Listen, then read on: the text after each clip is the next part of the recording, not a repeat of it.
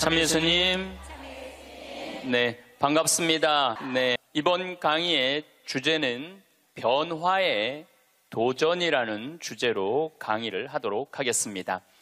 지난 1000년의 발전 속도는 지난 100년의 발전 속도하고 똑같고, 지난 100년의 발전 속도는 지난 10년의 발전 속도하고 똑같고, 또 지난 10년의 발전 속도는 지난 1년의 발전 속도하고 똑같다고 그래요. 또 지난 1년의 발전 속도는 지난 3개월의 발전 속도하고 똑같다고 그래요. 그럼 과거의 1000년 동안의 변화가 지금 3개월 만에 일어나는 거죠. 제가 지난 7월 22일 날 아프리카 잠비아에 선교 봉사를 떠났습니다. 한국에서 인천공항에서 홍콩 들르고, 홍콩에서 남아프리카 공화국 요한네스버그 공항에 가서 또 거기서 비행기를 갈아타고 잠비아까지 가는데 26시간이 걸렸어요. 26시간. 많은 분들은 이야 그러는데, 내가 만약에 1000년 전에 한국에서 잠비아를 갔다면은 1년이 걸려도 못 가요. 1년이 걸려도. 아마 제 생각에는 가다가 죽었을지도 몰라요. 가다가. 그런데 그런 아프리카 잠비아를 저는 벌써 8번을 갔다 왔어요. 그러니까 8번을 갔다 왔다는 얘기는 지난 1000년 전 사람들은 상상도 못할 만큼 빠르게 산다는 거죠. 교통적인 면에서. 그리고 보름 동안 잠비아 신학교 수녀원 짓는 거 일을 하고, 그 다음이 미국 강의가 있었어요. 또 다시 잠비아에서 비행기를 타고 요한네스버그 공항에 와서 15시간 비행기를 타고 뉴욕으로 갔어요. 또 뉴욕에서 최종 목적지 LA까지 6시간 비행기를 타고 갔어요. 그것 또한 26시간이 걸렸어요. 26시간이 걸렸는데 벌써 이제 지구를 한국에서 출발해갖고 거의 3분의 2바퀴를 도는 거잖아요. 그래서 미국에서 LA, 시카고, 텍사스, 덴버, 멤피스, 최종은 다시 동부 아틀란타에 가서 강의를 하고 다시 13시간을 타고 한국으로 돌아왔어요. 지구를 한 바퀴 딱 도는데 걸리는 시간은 3일이에요. 3일. 지구를 한 바퀴 도는데 걸린 시간이 3일이에요. 1000년 전에는 지구가 그렇게 동그란지도 몰랐어요. 1000년 전에는. 돈다는 건 상상도 못했고, 아마 배 타고 많이 돌았겠죠. 배 타고 돌았으면은 아마 거의 죽었을 거예요. 그런데 이렇게 제가 지구를 한 바퀴씩 매번 도는 게 벌써 한 5번 정도 이렇게 돌았어요. 그러니까 옛날 사람들에 비하면은 나는 엄청나게 빠른 속도로 살고 있는 거죠. 여러분들 서울에서부터 부산까지 KTX로 얼마가 걸려요? 2시간 반 걸려요. 앞으로 조금 무슨 기차가 나오면 30분 걸린대요. 30분. 부산에서부터 옛날에 한양까지 오는데 걸린 시간은 한 달이었다고 그래. 한 달. 야, 옛날에 한 달 걸리는 걸 2시간 반 만에 가는 거예요. 그런데 뭐가 그렇게 조급해갖고 1초도 못 기다리고 빵빵거리고 속력 내고 그런 거 보면은 현대인들이 엄청난 혜택을 누리고 있으면서도 많은 걸 뺏기는 것 같아요. 저는 요즘 운전을 할 때 거의 과속을 하지 않아요. 요즘은 내비게이션으로 여기 딱 찍으면은 평창에서부터 삼성산까지 2시간 반 정도 걸려요. 그러면 한 30분 전에 오면은 그냥, 또 요즘 차가 좋아갖고 크루즈라는 걸 걸어놓으면 앞차하고 간격을 자기가 알아서 껴드는 차들은 다 껴줘요. 추월하겠다는 차는 다 추월하고. 근데 예전에는 나도 급하게 다닐 때는 운전이 스트레스가 많았어요. 근데 껴줄 거 다 껴주고 양보할 거 다 양보하고 그냥 앞차 따라오니까 운전이 그렇게 편안하더라고요. 여러분들도 너무 급하게 살지 마세요. 급하게 안 살아도 옛날 사람들보다는 제가 보기엔 1000배 빨리 살고 있는 거예요. 급할 게 하나도 없더라고요. 근데 교통보다 더 무서운 변화가 있어요. 교통보다. 통신이에요, 통신. 1960년대는 여러분들 집에 무슨 전화기가 있었죠? 돌리는 다이얼 전화기가 있었죠? 네. 1970년대 후반, 80년대 막 초에 들어서서는 뭐가 있냐면 누르는 전화기가 나왔어요. 그리고 80년대 중반에는 집안에서 무선 전화기가 있었어요. 그러니까 이 거실에 이 돌리는 전화기 있을 때는 바람을 피고 싶어도 필 수가 없었어요. 거실에서 통화를 해야 되니까. 근데 이거는 뭐 화장실에 가서 들고 가서 해도 되고 그러니까 이 세상이 변하기 시작한 거죠. 1980년대 말은 드디어 우리가 알고 있는 휴대폰이 나왔어요. 휴대폰이. 이제 집 밖에서도 전화를 할 수 있는 세상이 된 거죠. 그리고 우리나라에서는 각각 나라마다 다르는데 2009년에 본격적으로 스마트폰이 나왔어요.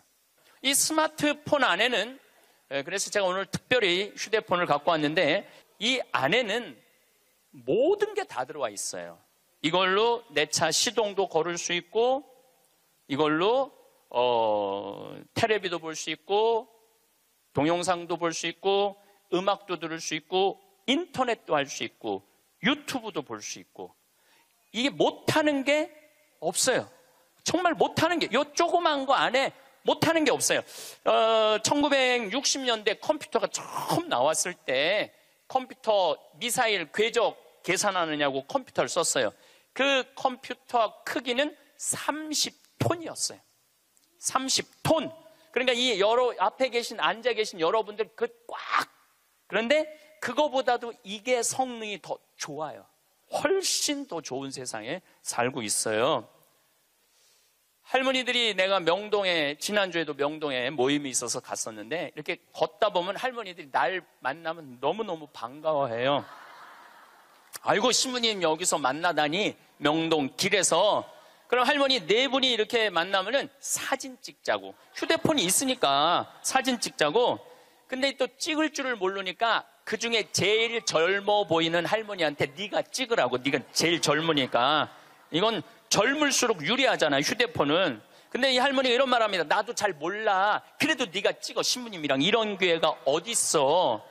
그래갖고 이제 할머니 3분하고 나하고 이렇게 웃으면서 내가 이렇게 사진을 딱 찍으려고 웃으면은 할머니가 딱 사진을 찍으면서 하는 소리가 있어요. 신부님, 그런데 왜 내가 나와? 왜 내가 나와? 네가 나오는지 내가 나오는지도 몰라. 요즘 애들은 태어나면서부터 어떻게 태어나는 줄 아세요? 이러면서 태어나요. 이러면서 태어나면서 요즘 애들은. 그런데 1살, 2살도 그걸 보는데 지금 60대 넘어서는 할머니들은 지금 세상이 어떻게 돌아가고 있는지 모르는 거예요. 1990년대는 세계 10대 기업 중에 일본이 8개를 차지했어요. 근데 2010년에는 세계 10대 기업 중에 일본은 하나도 없어요. 하나도. 지금은 구글, 애플, 페이스북, 아마존. 근데 여기 계신 분들 중에 구글이라는 거가 있는데 그게 뭐 다 알지를 못해. 근데 구글하고 페이스북, 아마존은 텔레비전에 선전을 안 해요. 그리고 구글은 물건을 팔지 않아요. 인터넷으로만 파는데 이 기업의 가치는 700조예요. 700조. 그래갖고 이 요즘 오로지 이 휴대폰 컴퓨터가 시장이 얼마냐면 4,300조예요. 4,300조. 상상도 못할 만큼 크죠. 제가 산호세에 있는 구글 본사에를 갔었어요. 정말로 기가 막히더라고요. 왜냐하면 모든 복도에 먹을 걸 다 놔둬요. 직원들을 위해서. 그리고 거기서 자기가 중간에 뭐 일하다가 수영하고 싶으면 요만한데 물 이렇게 내려와갖고 수영도 하고 모든 식당의 밥을 다 먹을 수 있어. 근데 걔네들은 물건을 팔지 않아요. 그런데도 어마어마한 돈을 벌어요. 그게 뭐 때문이냐면 컴퓨터, 휴대폰 때문에 그래요. 세상은 너무나 많이 변하고 있죠. 제가 논문을 쓸 때 타자기로 논문을 썼어요. 근데 딱 신부가 되니까 286 컴퓨터, 386 컴퓨터, 486 컴퓨터, 586 컴퓨터, 메가 컴퓨터, 기가 컴퓨터가 나왔어요. 그때는 막 이만한 건데 요즘은 요만한 컴퓨터로 나와요.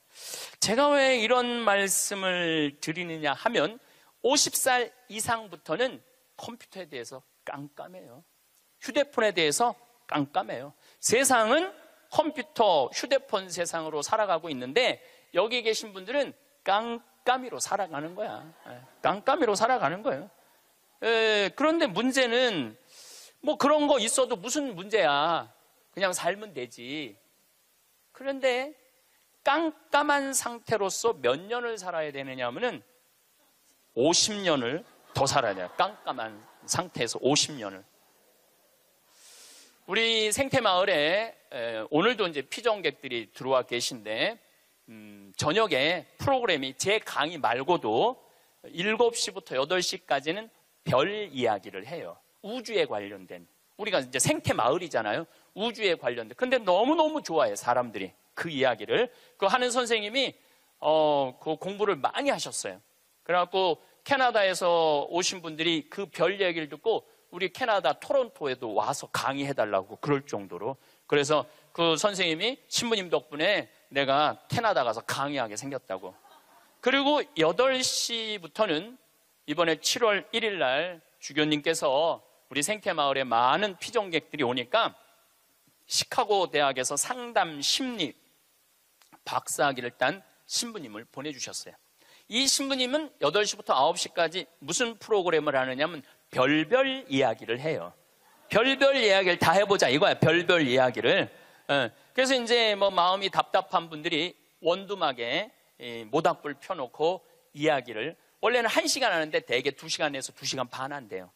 근데 할머니 한 분이 별별 이야기를 하는데 이 할머니 하는 말이 그 신부님한테 신부님 나는 일생 남 피해 준 적도 없고 죄 진 적도 없고 신앙생활 열심히 했다는 거예요. 난 정말 부끄럽지 않게 살았는데 며느리가 어느 날 갑자기 자기를 보더니 야인년아 그러더래요. 야인년아 내가 무슨 죄를 졌다고 며느리한테 그 소리를 들어야 되느냐고. 나는 억울해 죽겠다고 1시간 반을 하소연을 하더래요. 내가 그 얘기를 듣고 우리 상담 소장 신부님한테 그랬어요. 그 할머니가 정말로 모르는 게 하나 있다. 그 할머니가 정말로 잘못한 거는 안 죽고 오래 사는 게 잘못한 거다. 그 할머니의 잘못은 안 죽은 거다. 안 죽은 거.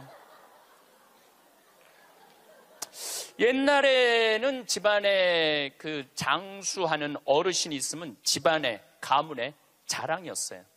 근데 참 재미난 설문조사가 있었어요. 명문대학교야. 요 근처에 있는 명문대학교 학생들한테 물어봤어요. 10년 전에 부모님이 몇 살까지 살기를 원하느냐고. 근데 10년 전에 명문대학 학생들이 답을 했는데 65세. 부모님이 65세까지 살았으면 좋겠다는 거예요. 근데 또 5년 후에 또 조사를 해봤어요. 똑같은 신입생들한테 부모님들이 몇 년 더 살았으면 좋겠느냐고. 그랬더니 5년 전에는 63세로 줄어들었어요. 부모님이 63세까지 살았으면 좋겠다는 거예요. 근데 얼마 전에 또 똑같은 설문조사를 신입생들한테 했더니 몇 살까지 살았으면 좋겠냐고 그랬더니 60살까지 살았으면 좋겠다는 거예요. 다시 말해서 여기 계신 여러분들은 다 죽어야 돼. 애들의 바람이라면은 다 죽어야 돼. 그런데 부모님 생각하고 자식 생각하고는 너무너무 다른 거예요.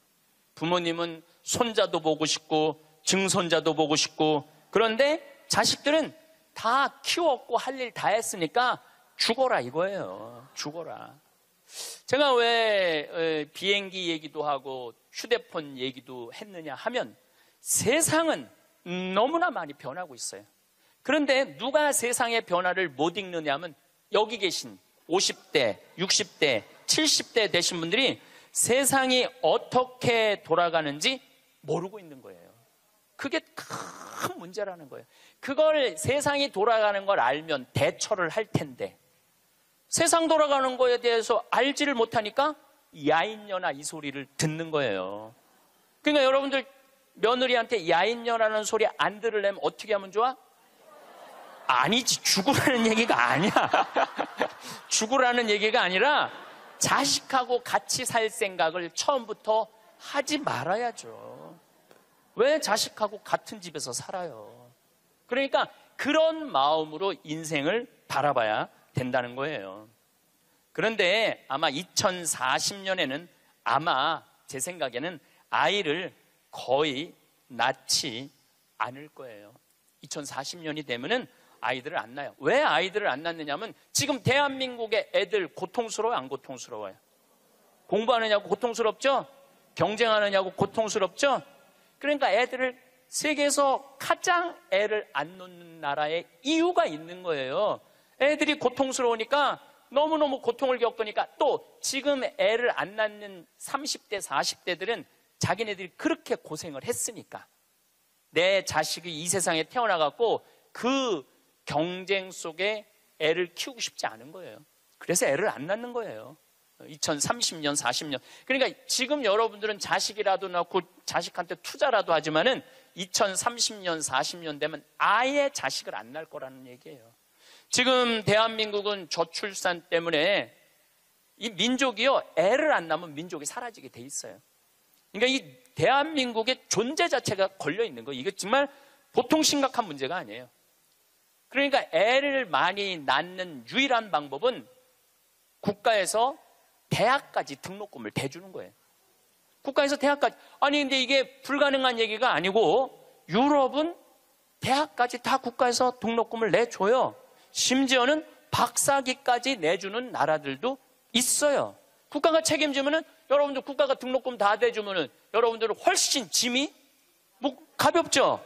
그리고 노후 대책도 준비할 수 있고 국가가 다 대주니까.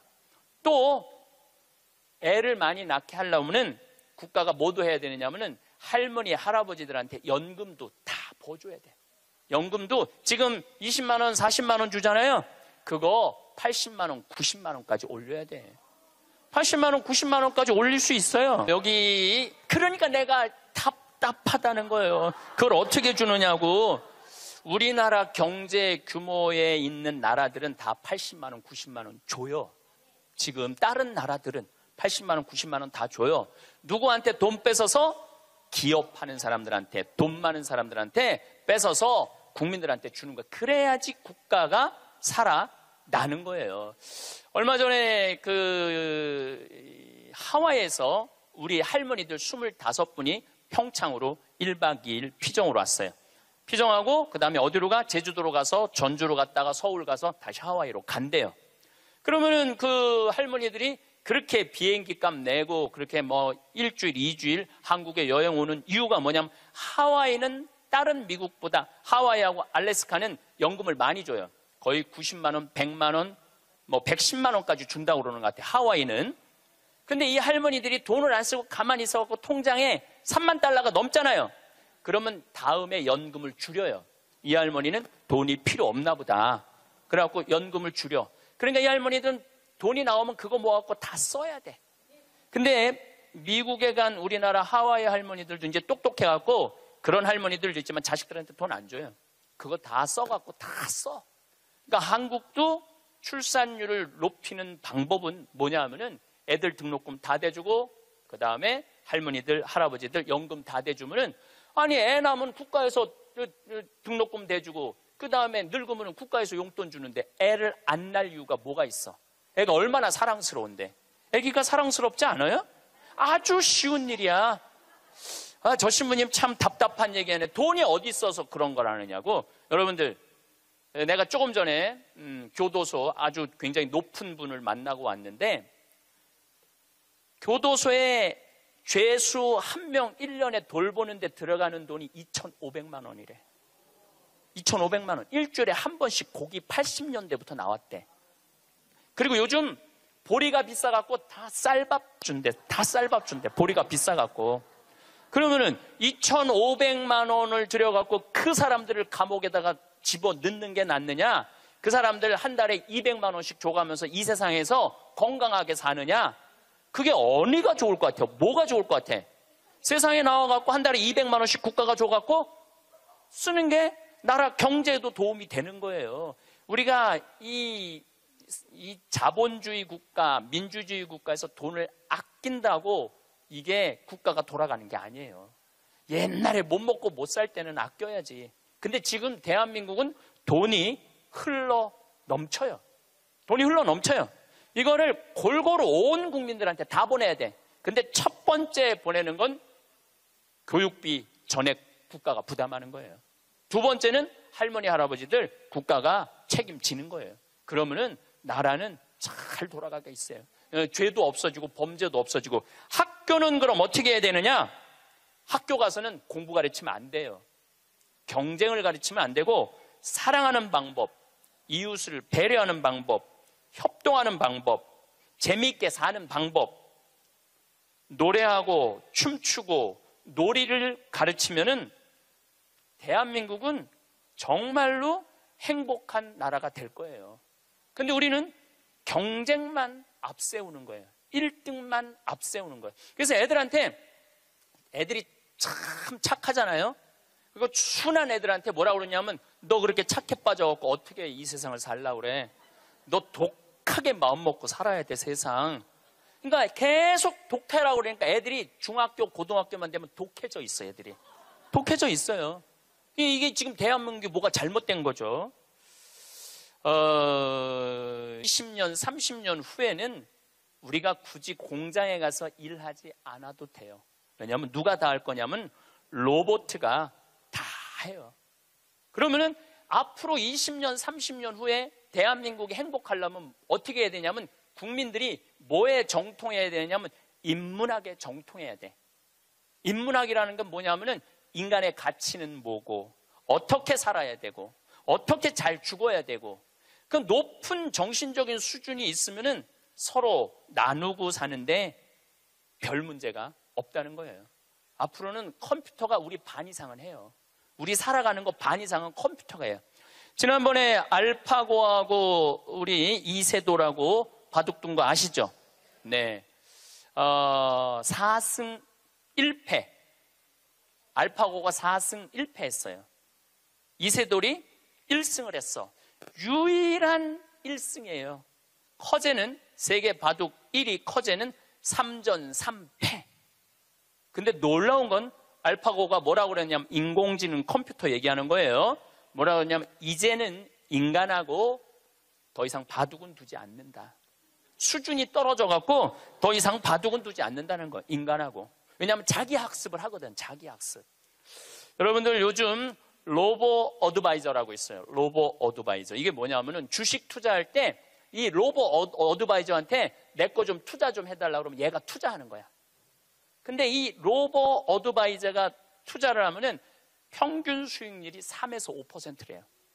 거의 돈을 날리는 경우는 없대. 그러니까 사람이 분석하는 것보다 누가 분석하는 게 커? 로봇가 분석하는 게 큰 거예요. 그러니까 이 세상이 완전히 새로운 세상으로 넘어가는 거죠. 우리 주위에는 누구라는 인공지능 컴퓨터가 이제 들어왔어요. 우리 집에. 누구라는? 얘가 뭐를 하느냐면 영화도 보여주고 음악도 틀어주고 에어컨도 틀어주고 은행 업무도 봐줘요. 기가 막힌 거예요. 대화도 해주고 주인님 일어나시라고 그러고. 그러니까 이제는 앞으로는 제가 보기엔 2040년에 가면은 결혼도 하지 않을 거예요. 결혼도. 아이를 안 낳는 게 문제가 아니라 아예 결혼을 하지 않을 거예요. 미국에서는 이제 2040년에 뭐가 나왔느냐면 성생활하는 로봇가 나왔어요.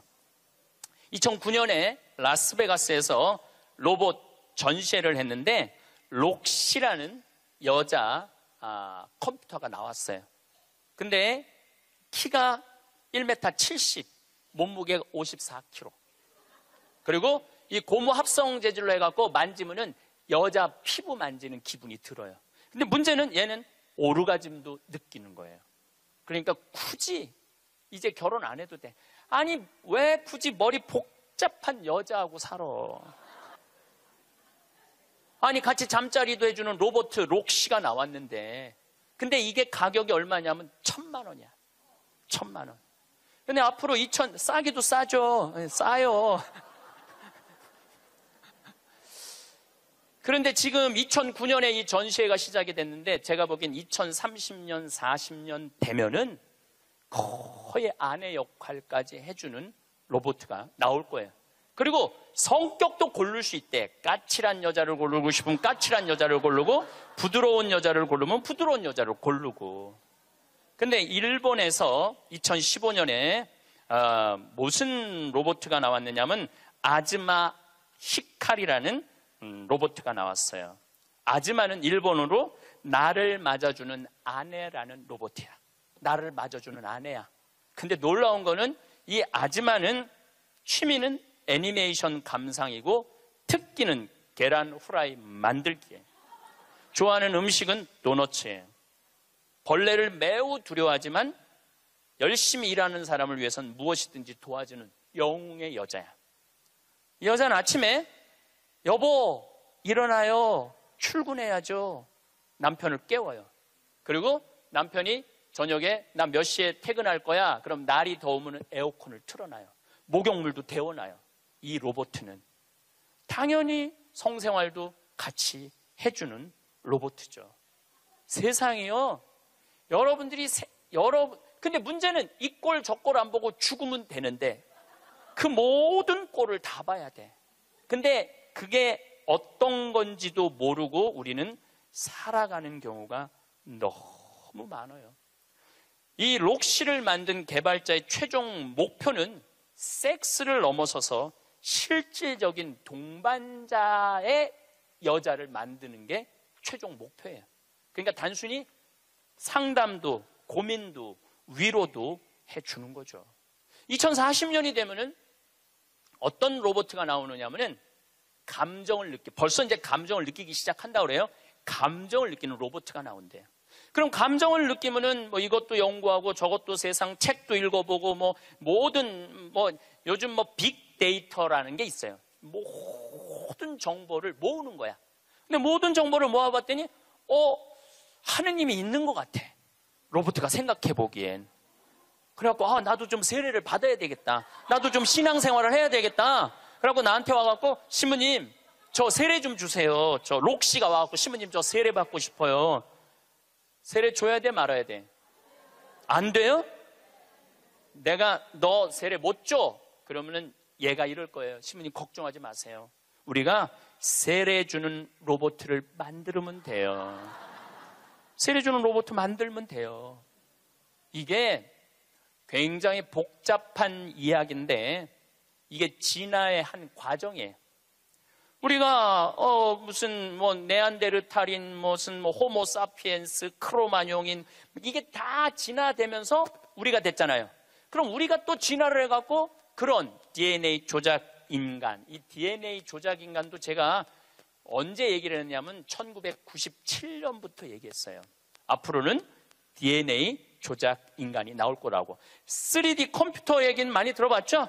네, 그 3D 컴퓨터가 자가용도 찍어내고 권총도 찍어내고 다 찍어내요. 근데 뭘 찍어냈느냐면 콩팥을 찍어냈어. 콩팥을 찍어내갖고 콩팥 상한 10대 소년한테 그 콩팥을 집어넣어줬어요. 완전히 바꿔준 거죠, 콩팥을. 3D 컴퓨터로. 근데 걔는 지금 거의 20살이 됐는데 레슬링 선수가 돼 있어요. 그 옛날에 장기 바꾼다 막 그랬잖아요. 그게 이제 벌써 우리 앞에 와 있는 거죠. 제가 너무 앞서 나가는 것 같지만 지구를 3일 만에 한 바퀴 도는 세상에 우리가 살고 있어요. 지금은 4차 산업의 시대라고 그래요. 4차 산업의 시대. 1차 산업은 뭐냐면은 증기기관, 와트가 실린더 증기 막 보일러 막 끓여갖고 증기가 해갖고 실린더 피스톤 왔다 갔다 해갖고 증기기관. 그래서 증기기관 배, 증기기관 기차 뭐 이런 거 생긴 게 1차 산업이에요. 2차 산업은 에디슨이 전기를 발명했어요. 전기. 그래갖고 지금 이거 다 전기의 혜택 아니에요. 지금 우리가 전기 없으면은 한순간도 못 살 거예요. 여러분들 냉장고, 밥하는 거, 뭐 뭐든지 세탁기 다 뭘로 돌려? 전기로 돌려요.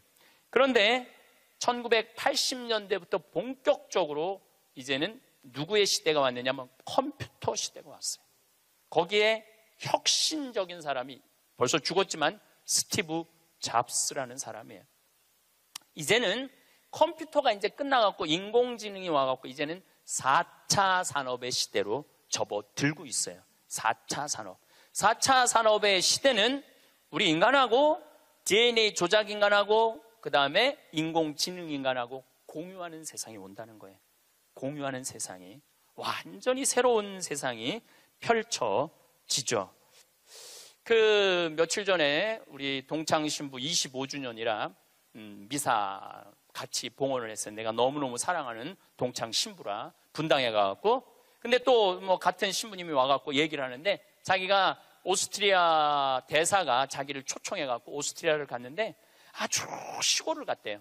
근데 할머니 6이서 커피를 이렇게 찻집에서 놓고 토론을 하는데 너무너무 진지하게 토론을 하더래. 근데 뭐 말을 못 알아들으니까 그 대사한테 물어봤대요. 저 지금 무슨 토론하는 거냐고. 할머니 한 분은 철학가의 얘기를 하고, 한 할머니는 음악에 대해서 얘기하고, 한 할머니는 미술에 대해서 얘기하고, 한 할머니는 지금 이 세상에 돌아가는 정치 얘기를 토론을 몇 시간씩 하고 앉아 있다는 거예요. 근데 그거는 저는 뭐 유럽을 다닐 때도 그렇고 미국을 다닐 때도 그렇게 토론한 할머니 할아버지들이 토론하는 모습을 많이 봐요. 또 자식 손자들한테도 그 깊은 얘기를 해줘요. 근데 대한민국의 할머니들을 이렇게 가만히 생각해 보면은 그렇게 토론을 할 수 있는 할머니들이 얼마나 있을까? 이거 물어보고 싶어요. 이제 그냥 밥 먹고 살고 밥 먹고 사는 세상은 지났어요. 이제 여러분들은 텔레비에서 말하는 인문학은 그 젊은 사람들 게 아니고 배운 사람들 게 아니야. 바로 여기 계신 여러분들 거예요. 그래서 인문학 강의. 근데 사실 여기 오신 분들은 아무 문제가 없어. 강의 들으러 여기 왔잖아요. 이 긴 시간. 뭔가 듣는 여러분들은 정신이 깨죠. 정신이 깨요.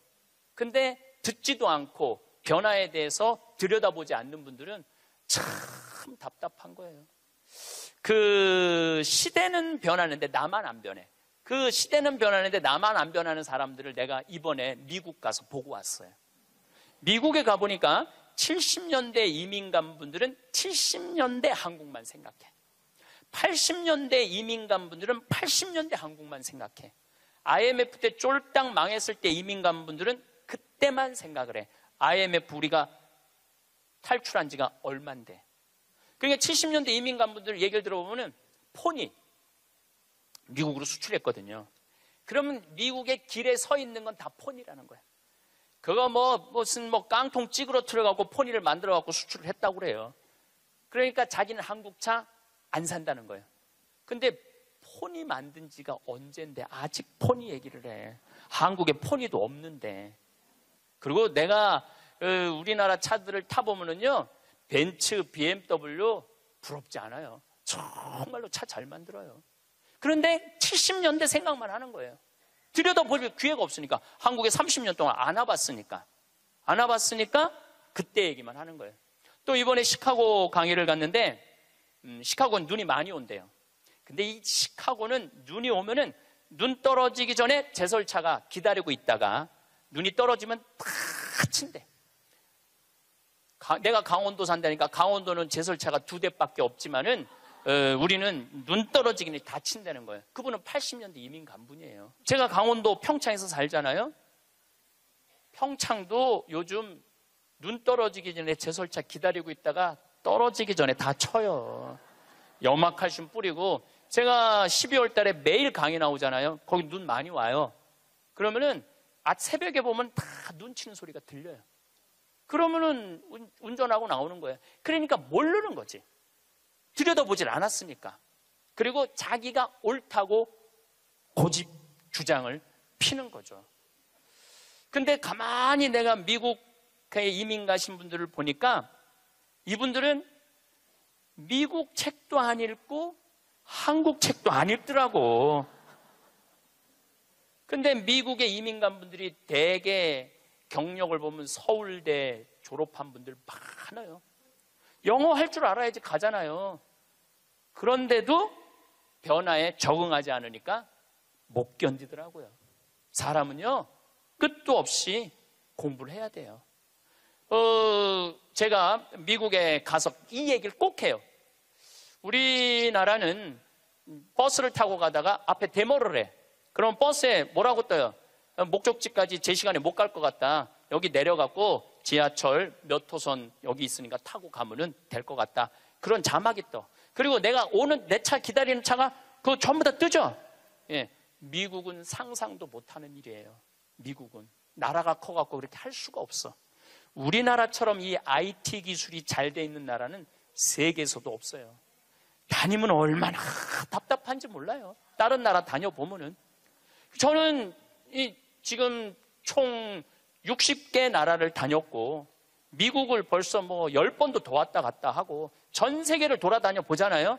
전 세계를 돌아다녀 보면 한국처럼 시스템이 잘 돼 있는 데가 없어요. 한국처럼. 요즘 이제 동계올림픽 한다고 영동고속도로, 고속도로를 다시 깔았거든요. 제가 오늘도 이렇게 나오면서 이거는 고속도로가 아니야. 비단길이야. 얼마나 곱게 깔아놨는지 비단길이에요. 이런 도로를 가진 나라가 그렇게 많지 않아요. 미국도 도로 기가 막히게 잘 깔아요. 걔네들은 정말 상상도 못할 만큼 잘 깔아요. 미국 사람들. 그래도 이 영동고속도로만큼 비단길은 없더라고요. 우리나라가 돈도 많고 참 좋은 나라예요. 한 세대 만에 원조 받는 나라에서 원조 해주는 나라로 바뀌었어요. 이거는 전 세계에서 대한민국밖에 없어요. 지금 코트라 활동 대단해요. 또 제가 뭐 영남대학 무슨 많은 대학을 이렇게 다녀보면은 서울대학도 마찬가지고 무슨 각 대학마다 제3국에 있는 나라 학생들을 데려다가 공부를 시켜요. 그리고 석박사 과정. 그리고 공부만 시키는 게 아니야. 활동비, 생활비, 뭐 전세비 다 줘요. 그래갖고 여기서 공부하고 거기 가면은 집도 한 채 한대요. 그러니까 우리나라가 그렇게 지금 많이 도와주고 있는 나라예요. 원조 받는 나라에서 원조 해주는 나라로 바뀐 대단한 나라예요. 그리고 개발도상국 동남아시아 국가에서 가장 닮고 싶은 나라 1위는 어디냐면 대한민국이에요. 대한민국을 가장 닮고 싶어요. 그러니까 한국어를 그렇게 많이 배우는 거예요. 여기저기서 한국어를 많이 배우는 거예요. 아시아 국가 중에 민주주의도 1위예요. 미국이 민주주의 지수가 19위, 일본이 20위, 우리나라가 21위예요. 나는 내가 보기에는 미국보다 대한민국이 더 민주주의가 좋은 것 같아. 왜냐하면 경찰서에서 술 먹고 난동 부리고 의자 내던지는 나라는 대한민국밖에 없어요. 공무원들도 마찬가지예요. 뭐 공무원들 부패 지수가 높다고 그러지만은 그건 높은 사람들이고, 요즘 젊은 공무원들, 그 어려운 시험 봐서 통과한 공무원들은요, 오늘도 우리 이 직원이 무슨 우리 이제 생태마을 물건 허가 때문에 읍에 들어갔다 왔는데 그렇게 친절하게 설명을 해주고 도와주더라는 거예요. 근데 미국이나 뭐 유럽이나 가보면요, 공무원들이요 얼마나 고압적인데요. 기다리라고 그러면 일주일도 기다려야 되고 2주일도 기다려야 돼. 참 좋은 나라에서 살고 있는 거예요, 여러분들. 세계에서 최단 기간 IMF를 극복한 나라는 우리나라밖에 없어. 3년 8개월 만에. 이것도 금 모은 나라. 대단하지 않아요? 한글의 기적, 문맹률이 1.7%밖에 안 돼요. 98%가 글을 읽을 수 있는 나라예요. 정말로 내가 보는 대한민국은 위대하고 대단한 나라야. 그래서 대한민국을 뭐라고 부르느냐면 대단해서 대한민국이라고 그러는 거야. 대단해서 대한민국이라고. 더 놀라운 건 1970년대에서부터 2010년까지 필리핀은 국민소득이 10배 증가했어요. 필리핀이 1970년서부터 2010년까지 40년 만에. 그러니까 1970년대는 필리핀이 우리보다 잘 살았다는 얘기죠. 근데 1970년세부터 2010년까지 필리핀은 10배 늘었는데 대한민국은 몇 배가 국민소득이 늘었느냐면 82배가 늘었어요. 82배. 상상을 초월할 만큼 우리가 돈도 많이 버는 나라예요. 근데 정말로 대한민국이 행복한 나라일까요? 이 얘기는 다음 시간에 그 뒷이야기를 하도록 하겠습니다. 감사합니다.